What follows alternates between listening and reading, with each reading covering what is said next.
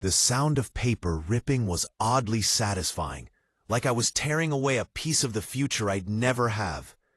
The rejection letter from Berkeley lay in pieces on our parents' kitchen table, the school's prestigious letterhead now just confetti between us. Alexa's acceptance letter to Stanford Law remained pristine in her manicured hands, the golden ticket to her golden future. "Was that really necessary?" she asked, eyebrow arched in that condescending way that made me want to scream. 26 years old and still living in her shadow. "Fuck off, Alexa," I muttered, gathering the scraps of my dreams into a pile. "Language, Emma," Mom called from the living room, her radar for impropriety as finely tuned as ever. She appeared in the doorway, frowning at me while beaming at her firstborn. "Alexa, honey, Dad's opening the Veuve Clicquot. Come celebrate properly." Of course he was. The expensive champagne they'd been saving for a special occasion apparently meant whenever Alexa accomplishes something. When I got promoted to assistant manager at the boutique last year, we had takeout pizza. "Coming, Mom, just trying to console Emma." Alexa's voice dripped with fake sympathy. She reached across the table to pat my hand, but I yanked it away. "I don't need your consolation," I said, feeling the familiar burn of tears behind my eyes. I blinked them back. I wouldn't give her the satisfaction. "It's not your fault," Alexa continued, as if I hadn't spoken. "We just have different strengths. I'm the academic one. You're the—" She paused, searching for something, anything positive to say about me. "My creative one." Creative. Right, that's what our family called it when I couldn't focus in school, when I failed algebra twice, when I spent hours sketching instead of studying. Creative was their euphemism for underachieving, for disappointment. "Save it for someone who cares," I said, standing up so abruptly my chair scraped against the tile floor. Mom winced at the sound. Always so concerned about appearances, our mother. "Emma, don't be like that," Mom sighed. "This is a happy day for the family. Your sister worked hard for this. The least you could do is be supportive." The least I could do. Always the bare minimum expected from Emma Henderson. Perpetual family failure. "Sure, Mom. Congratulations, Alexa. You're amazing. A goddamn prodigy. The pride of the Henderson name." I grabbed my purse from the counter. "I've got to go to work. Some of us have jobs instead of Daddy's credit card." "That's unfair," Alexa protested, though we both knew it wasn't. Our parents had paid for her undergraduate degree at Northwestern, while I scraped through community college, working double shifts at whatever place would hire me. I've worked hard for everything I've achieved. Had she, though? From where I stood, Alexa had been handed everything on a silver platter, from the day she was born. The pretty one, the smart one, the one with the natural aptitude for success, as Dad liked to say.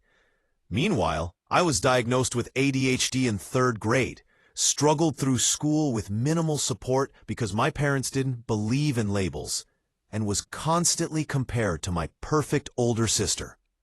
"Whatever helps you sleep at night," I said, heading for the door. "Emma Marie Henderson," Mom's voice had that warning tone, the one that used to make me snap to attention as a kid. "Your sister got into Stanford Law School. This is a momentous occasion for our family. You will stay for dinner and celebrate with us." It wasn't a request. In the Henderson household, it never was. I turned slowly, plastering on the fakest smile I could muster. "Of course, Mother. Wouldn't miss it for the world." 4 excruciating hours later, I was finally free. Dinner had been a parade of Alexa's greatest hits. Her LSAT score, nearly perfect. Her class rank, top of her class. Her boyfriend Jason's plans to follow her to California, so devoted. Her plans to specialize in corporate law, so profitable. Mom and Dad hung on her every word while I pushed my food around my plate, occasionally nodding when someone remembered I existed long enough to ask me a question. "And what about you, Emma?" Dad had asked as Mom served dessert. "Any plans beyond the boutique?" The way he said boutique made it sound like I worked in a sewer rather than one of the most exclusive dress shops in Chicago. Actually, I applied to the Art Institute's design program, I said, a tiny flicker of pride warming my chest. I'd spent weeks on that application, putting together a portfolio of sketches I'd been working on for years. Designs that actually got compliments from customers at the boutique. "Oh, Emma," Mom sighed, exchanging a look with Dad. "More art? I thought you were going to try something practical this time." And just like that, the flicker died. Fashion design is practical, I argued, though my voice lacked conviction. We'd had this conversation too many times before. For people with connections in the industry, maybe, Dad said dismissively. You should be thinking about a real career, something stable. Have you considered taking some business courses? I know a guy at Northwestern who could help you get into their extension program. Of course he did. Dad knew a guy everywhere, except at the places I actually wanted to go. "I'll think about it," I lied, knowing I'd rather die than spend my life in a business suit analyzing spreadsheets.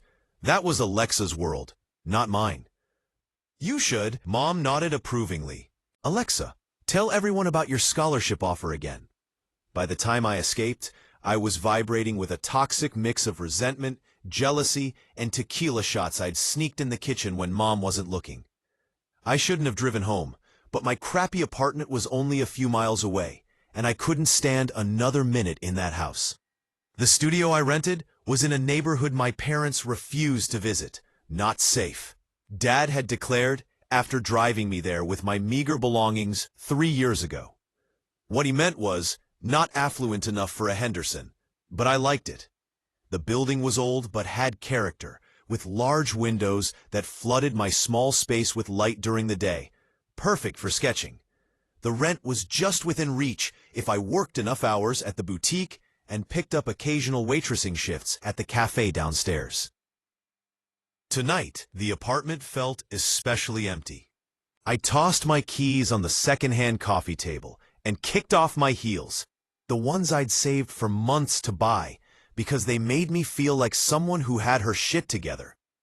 The facade crumbled as soon as the door closed behind me. My phone buzzed with a text. Alexa rubbing salt in the wound.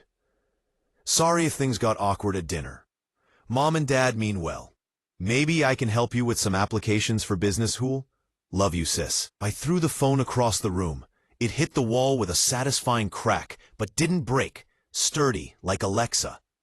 Unlike me, who was currently sliding down the wall onto the floor, ugly crying into my hands. It wasn't just the rejection letter. It was everything. 26 years of being the other sister, the screw-up, the one who couldn't get her act together, the one who drew pictures instead of solving equations, the one who got fired from her first 3 jobs for being late or talking back or simply not fitting in. The boutique job was the longest I'd kept anything, 3 years now, and I was good at it. I had an eye for what would look good on customers, could sketch alterations that made even off-the-rack dresses look custom-made. My boss, Margot, had even started using some of my design ideas for the store's private label. But to my family, it was just another placeholder until I found a real career. Maybe they were right. Maybe I was fooling myself thinking I could be a designer. The Art Institute was my last hope, and now that was gone too. I crawled to retrieve my phone, wincing at the new crack across the screen. Opening my contacts, I scrolled past Alexa's name to Jason's. Jason Miller, Alexa's perfect boyfriend. Pre-law like her, from a good family like her, attractive and charming and supposedly devoted to her. Except for those moments when his eyes followed me instead of her, when his hand lingered a little too long on mine while passing the salt at family dinners, when he cornered me at the 4th of July barbecue last summer, tipsy on Dad's expensive scotch, and told me he'd picked the wrong sister. I'd brushed him off then, disgusted. Alexa and I might have our issues, but there were lines I wouldn't cross, or so I'd told myself. Tonight, with rejection and resentment burning in my veins, those lines seemed blurrier. I stared at his number, thumb hovering. This was wrong. This was the nuclear option. This would hurt Alexa in ways that could never be undone. She got the brains, you got nothing. Her words echoed in my head, fueling something ugly and desperate inside me. Maybe I didn't have the brains, or the future, or the parents' approval. But I could have this. I could take this one thing from her. Before I could change my mind, I pressed call. Emma?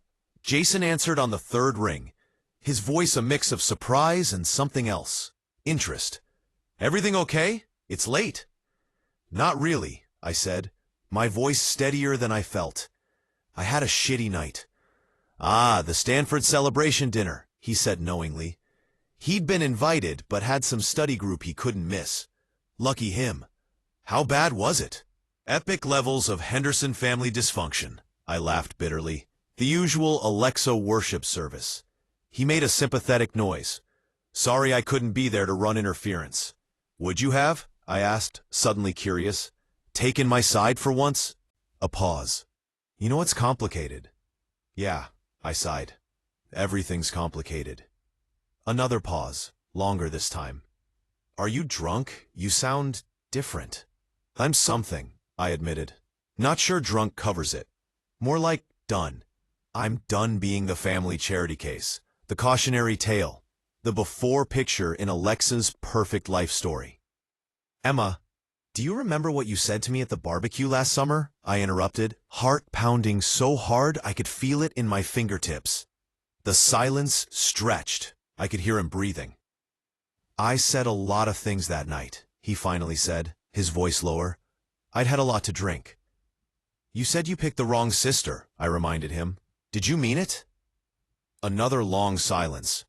I could practically hear him weighing his options, calculating risks and rewards like the future lawyer he was. Yes, he finally said. God help me, but yes. The admission hung between us a live wire. I'm not a good person, Jason. I warned him. I'm not Alexa. I'm selfish and impulsive and I make bad decisions. I know who you are, he said quietly. I've always seen you, Emma, even when you were trying to be invisible. Something warm unfurled in my chest at his words. When was the last time anyone had truly seen me? Not as Alexa's screwed-up little sister, but as me. Want to come over? I asked, closing my eyes, knowing I was crossing a line I could never uncross. He didn't hesitate. Give me 20 minutes. I hung up and leaned my head against the wall, eyes still closed. In 20 minutes, I would either turn off my phone and pretend this conversation never happened, or I would open my door and my heart to my sister's boyfriend. I knew which choice a good person would make. But I had never been the good sister. 22 minutes later, there was a knock at my door. I opened it to find Jason standing there, his dark hair slightly damp from the rain that had started, his blue eyes intense as they met mine. For a moment, neither of us moved. This was the point of no return, the moment that would define who I really was. We shouldn't do this, he said, not moving. Probably not, I agreed. It will destroy her, he continued, still standing in the hallway. I know, I whispered. And you're okay with that? He asked, studying my face. Was I? Was I really willing to hurt my sister this way? To confirm every bad thing she and my parents already thought about me? No, I admitted. I'm not okay with it, but I'm doing it anyway. I stepped back from the doorway, a silent invitation. He hesitated for only a moment before crossing the threshold. What happened next wasn't my proudest moment, but it felt good to take something from her for once.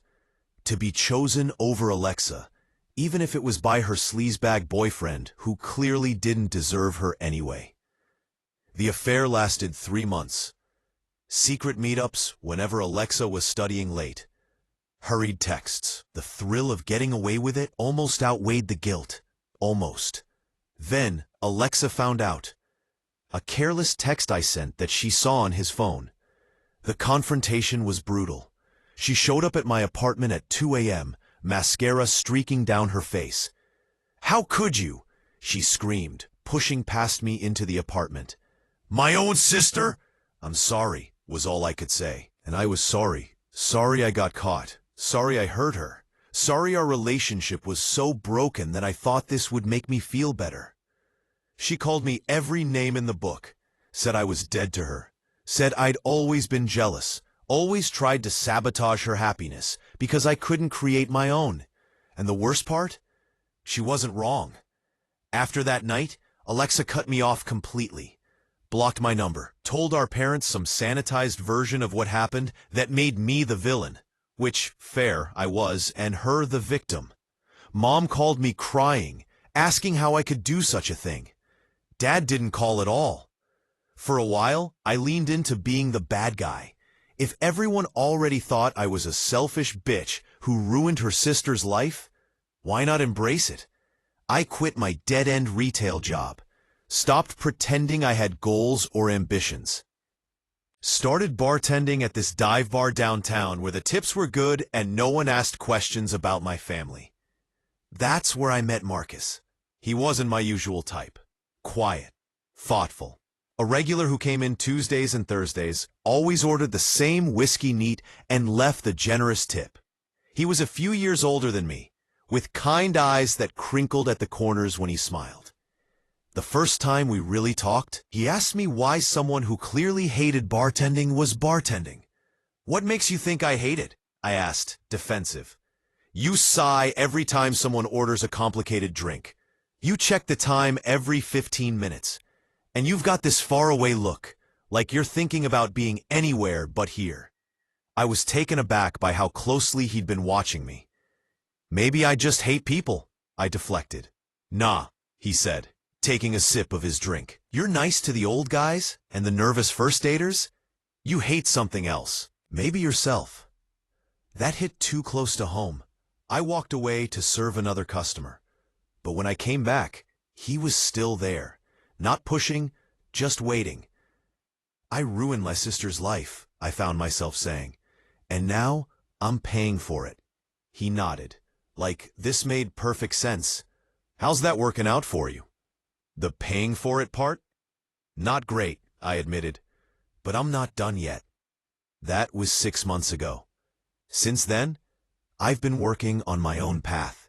Not just to get back at Alexa, but to finally prove something to myself. I enrolled in community college, started taking business classes. Turns out I wasn't as stupid as everyone made me feel. Marcus helped. He believed in me when no one else did.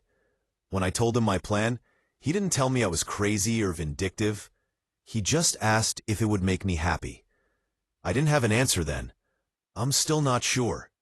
Yesterday, I saw Alexa for the first time since everything fell apart. She was at that coffee shop near campus, the one with the pretentious latte art. I almost didn't recognize her. She looked tired, thinner, less perfect than I remembered. Our eyes met across the room. For a second, I thought she might walk over. There was something in her expression, not just anger anymore, something like regret or curiosity. I felt that old familiar twist in my gut, that mix of jealousy and shame and longing. But then, someone called her name, and the moment broke. She turned away. As I watched her go, I realized I was holding my breath. The letter in my bag suddenly felt heavier. The one I'd received that morning, offering me an internship at the startup where Jason now worked. The same position Alexa had applied for, but been rejected from. A fact I only knew because Marcus's cousin worked in HR there. I haven't decided if I'll take it. Part of me wants her to know that I'm not just the fuck-up sister anymore. That I can take things from her too. That maybe I got something after all.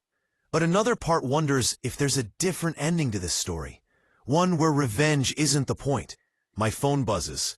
It's Alexa, after all this time. "We should talk," her message says. My finger hovers over the screen. Sometimes I think about that torn letter, the one with my final rejection. how it felt to rip it to pieces while Alexa watched, how it didn't actually make anything better. I don't know what happens next, but for the first time in forever, I'm the one with options.